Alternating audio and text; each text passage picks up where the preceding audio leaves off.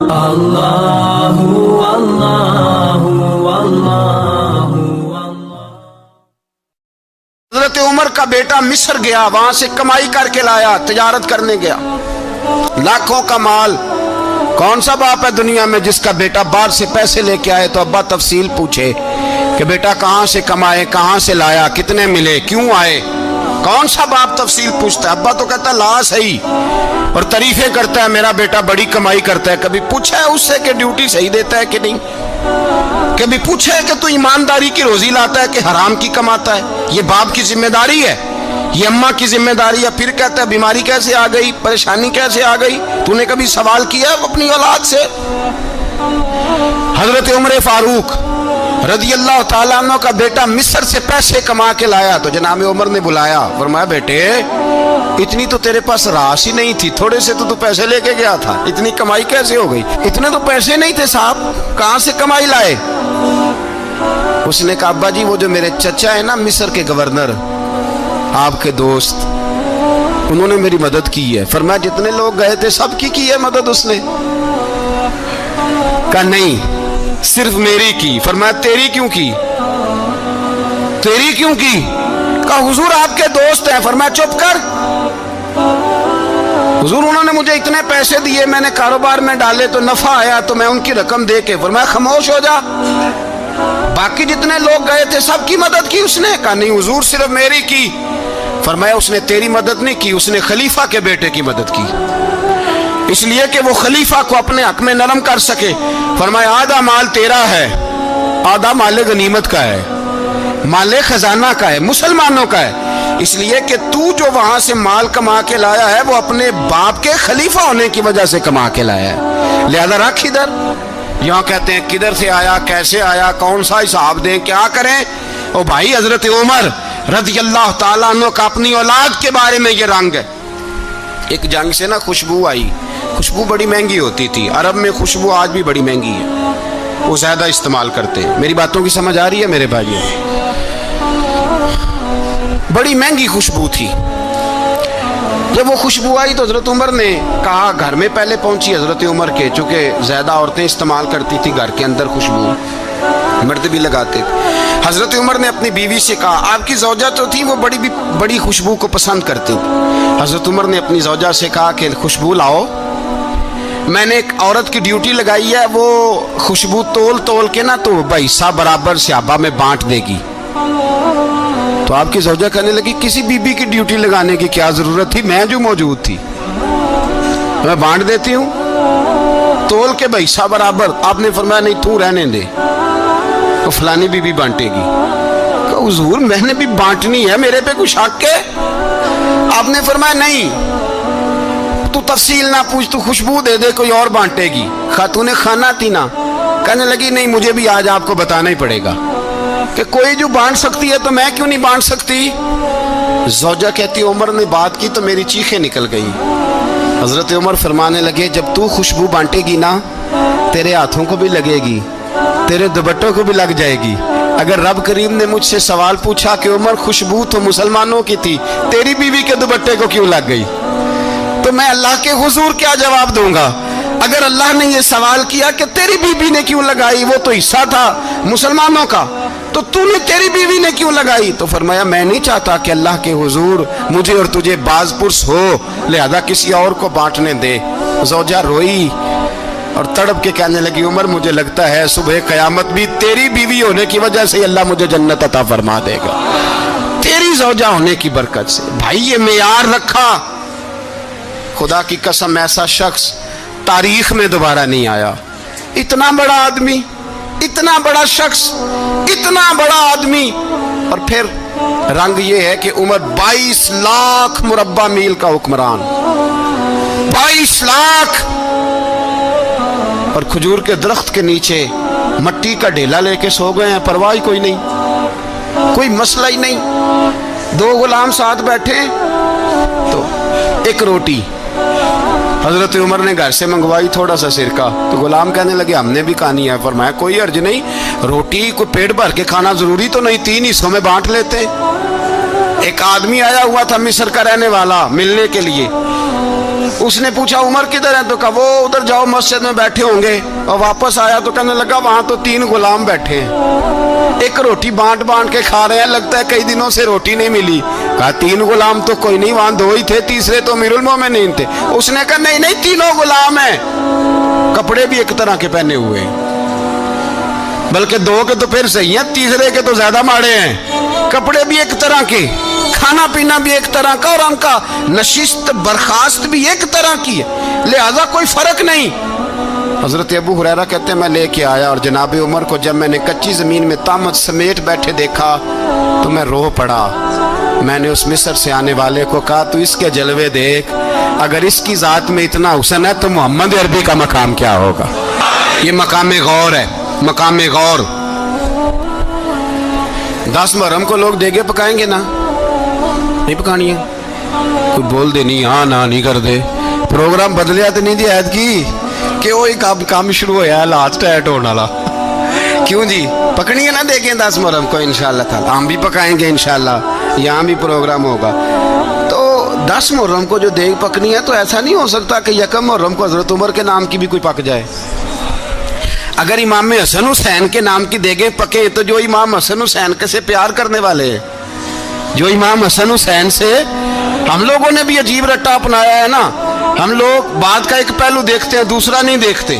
हजरत इमाम हसन और हुसैन को भी नबी पाक ने शहीद कहा, और जनाब उमर को भी रसूलुल्लाह ने खुद शहीद फरमाया, फरमाया शहीद है, खुद फरमाया अपनी जुबान से कि ये शहीद है, खुद मेरा उमर शहीद है। तो उनके नाम की देग नहीं पकनी चाहिए, उस तरफ नहीं हमारी तवज्जो होनी चाहिए। और अहले बैत नबू, ये बात मैं पहले भी करता हूँ, आज फिर करना जरूरी समझता हूँ। अहले बैत का प्यार सुन लो कान खोल के, अहले बैत का प्यार अगर हमें किसी ने सिखाया है तो सैयदना उमर फारूक ने सिखाया है। अहले बैत नबुव्वत की मोहब्बत अगर किसी ने सिखाई है तो किसने सिखाई है, बोल के बताइए। हजरत उमर ने, अहले बैत का प्यार हमें हजरत उमर ने बोल करके सिखाया है। भाई याद रखे, किसी की ताकत नहीं थी दम मारने की, हजरत उमर के सामने ताकत ही नहीं थी। कैसरो किसरा कांप जाते थे, जुर्रत ही नहीं करते थे हजरत। और हमारे तो तल्लकात बड़े हैं ना गैरों से। हजरत अबू मूसा अशअरी रदी अल्लाह ताला अन्हु फरमाते हैं मेरा मुंशी साई था, वो कातिब कहते थे वो लोग, मेरा हिसाब किताब ईसाई था। तो फरमाते हैं एक दिन मैंने वो सारा हिसाब किताब लेन देन के हजरत उमर को दिखाए तो फरमाने लगे जिसने लिखे हैं उसको बुलाओ। कहने लगे हुजूर मस्जिद नहीं आ सकता। तो क्यों नहीं आ सकता? कहने लगे वो ईसाई है। कहते हैं हजरत उमर जलाल में आ गए। आप फरमाने लगे जिन्हें रब दूर करता है तुम क्यों करीब करते हो, जिन्हें अल्लाह दूर करता है। फरमाया तुम गैरों को अगर ओहदे दोगे तो अपनों का क्या बनेगा, अगर तुम गैरों को ओहदे दोगे तो अपनों का। ये सोच है जो आज बर्मा के मुसलमानों के लिए भी जरूरी है। कहा अगर तुम गैरों को ओहदे दोगे तो अपनों का। हमने गैरों को ओहदे दिए तो देखा ना अपने किस तरह काटे जा रहे हैं। गैरों को जो ओहदे दे दिए जराने सारे गैरों से, रोज दावा होता है चीन हमारा सज्जन है, चीन हमारा दोस्त है। ओ भाई दोस्त है तो उससे कहो ना कि बर्मा तो तुम्हारी एक छोटी सी रियासत है, चीन के बगैर तो वो सांस भी नहीं ले सकता। उसको कहो ना उस हुकूमत पे दबाव डाले। लेकिन हम लोगों ने गैरों को ओहदे दिए तो अपने पिस गए। हजरत उमर कहते थे जिम्मी का हम अदब करेंगे, जिम्मी काफर का हम, ऐसा काफर जो मुसलमान रियासत को कबूल करे, बदअमनी ना फैलाए। एक आदमी को आपने देखा आंखों से नाबीना है और भीख मांग रहा है, तो हजरत उमर को नजर आ गया। फरमाया कौन हो? उसने कहा मैं यहूदी हूँ। फरमाया भीख क्यों मांगते हो? कहा जब तक तंदुरुस्त था मुसलमानों को जजिया देता था, बूढ़ा हो गया हूँ क्या करूँ। हजरत उमर ने घोड़े की पुश्त पे बिठाया, काफिर को घोड़े की पुश्त पे बिठाया और बिठा के मदीने लाए। हजरत अली शेर खुदा वजीर खजाना थे। फरमाया अली इसका वजीफा जारी करो। कहा ये कौन है? फरमाया ये यहूदी है लेकिन ये हमें जजिया देता रहा, बूढ़ा हो गया बेचारा, भीख मांगने पे मजबूर है, हमारी हुकूमत के अंदर रहता है, इसका पूरा पूरा वजीफा जितना खर्चा उतना वजीफा लगाओ। हजरत अली कहते हैं मैं वजीफा लगा रहा था और वो मेरे नबी का कलमा पढ़ रहा था, वो रसूलुल्लाह का कलमा पढ़ रहा था। ये मिजाज, ये नहीं कि काफिर। हजरत उमर ने गवर्नरों को खत लिखे थे कि जबरदस्ती किसी को मुसलमान नहीं करना, जहां उनकी इबादत गाहें बनी हो गिरानी नहीं, कोई मंदिर कोई गिरजा जाया नहीं करना। اسلام سب کو جینے کا موقع دیتا ہے، پر بےایمانوں، ظالموں، بدذاتوں، تمہیں یہ کہتا ہے کہ ہم تمہیں جینے کا موقع دیتے، تم بھی مسلمانوں کو جینے کا موقع دو۔ یہ جہاں بستے ہیں، جہاں رہتے ہیں، انہیں وہاں جینے کا موقع دو، انہیں بھی اللہ اکبر کہنے کا موقع دو، انہیں بھی قرآن پڑھنے کا موقع دو، انہیں بھی رسول اللہ پر درود پڑھنے کا موقع دو۔ ہمارے ملک میں عیسائی اپنی مرضی سے کھلے عام تبلیغ کرتے ہیں، یہاں تو چینل چلائے ہیں عیسائیوں نے۔ کسی مذہبی جماعت نے کبھی جلوس نکالا ہے کہ عیسائیوں کا چینل بند کرو؟ بولے نکلا ہے کہ نہیں نکلا؟ کتنے ظلم کی بات ہے۔ ہم جب غیر کو اتنا تحفظ دیتے ہیں، اتنا تحفظ دیتے ہیں، ہم نے دیکھا ہے، مجھے بیسیوں لوگوں نے عید پہ ٹیلی فون کیے کہ عیسائیوں کو قربانی کا گوشت دے لیں، مجبور ہیں جی، دروازے پہ آ گئے ہیں، ہمارے کام کاج کرتے ہیں۔ بیسیوں لوگ، عام آدمی کے دل میں ان کا اتنا جذبہ ہے، وہ مسائل کا بیان کرنا ایک علیحدہ بات، لیکن ہمارے دل کافر کے حق میں بھی نرم ہو جاتے۔ تم کس قدر زیادہ بےایمان ہو، اور کفر کس قدر زیادہ ذلیل ہو گیا ہے کہ مسلمان کے حق میں نرم ہوتا ہی نہیں۔ اور اس سے بڑے ذلیل وہ ہیں جو ان ذلیلوں کے سپورٹر ہیں، وہ کسی عرب ملک کے حکمران ہو یا کسی اور جگہ کے، وہ بڑے ذلیل ہیں جو ان ذلیلوں کے سپورٹر ہیں، جو برما کی بچیوں کے قتل پر اپنی حکومتیں چمکا رہے ہیں۔ انہیں شرم نہیں آتی، اس قدر مسلمان تڑپا ہے، لیکن ان بے غیرتوں کو ذرا ہوش نہیں آئی۔ اور یہ ان کے کماش، ان کے دلال جو ہر جگہ ان کی سپورٹ کر کے اپنی حکومتیں قائم کرتے ہیں، ان بے ایمانوں کو پتہ نہیں کہ کب ان پر اللہ کا عذاب اترے گا اور کس طرح ان کے پرخشے اڑیں گے۔ تمہیں اپنی ذلت اور رسوائی نظر نہیں آ رہی کہ زمین کس طرح تمہارے لیے تنگ ہو گئی ہے؟ اس سے زیادہ اور تمہاری رسوائی کیا ہوگی؟ ڈرو اللہ سے، اور یہ تو دنیا کا عذاب ہے۔ ان بطش ربک لشدید، میرا رب کہتا ہے قیامت تو قائم ہونے دے، جتنا سخت تیرے رب کی پکڑ ہے اتنی کسی دوسرے کی ہو سکتی، یاد رکھیں۔